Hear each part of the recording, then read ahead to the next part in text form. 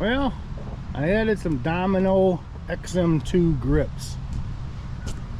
They're only about 25 bucks. And you know, they're pretty nice.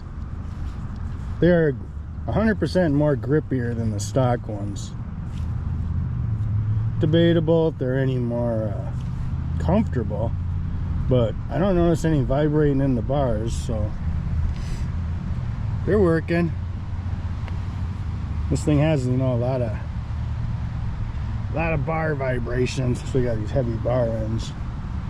But it say, you know, in their YouTube video, if you got a Japanese bike, cut that white part off, the little extension.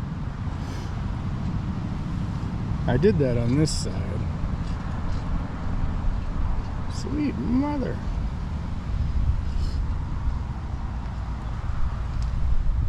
So I cut that off on this throttle side.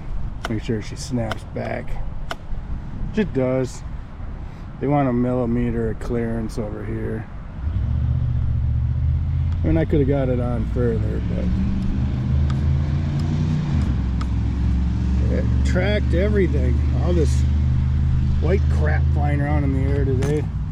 They're so grippy and sticky. To find a way to clean them. But they are comfortable, there's no doubt. And they look good. You know, I just cut the old ones off. Take your razor blade, slice her right down, peel her off. Soak the bar.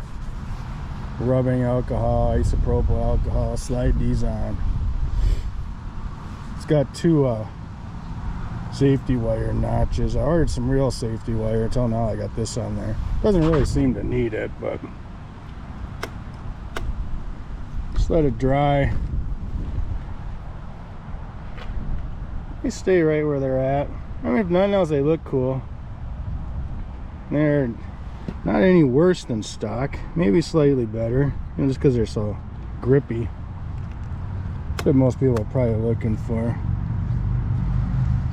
Been riding around with them for a couple hours now. Got no complaints. They look good. Domino XM2s. I got them at Dennis Kirk for 25 bucks. Actually shipped them. I got them in one day, so I put them on last night. Pretty nice. Revzilla always says they're out of them, but if you look around, you'll find them. I say Dennis Kirk. Had them in stock, shipped them fast. Way to go. Got all different colors, different kinds. I think these are pretty good for just your average street bike cruising around. I'll throw some boring riding footage in just for fun. Peace.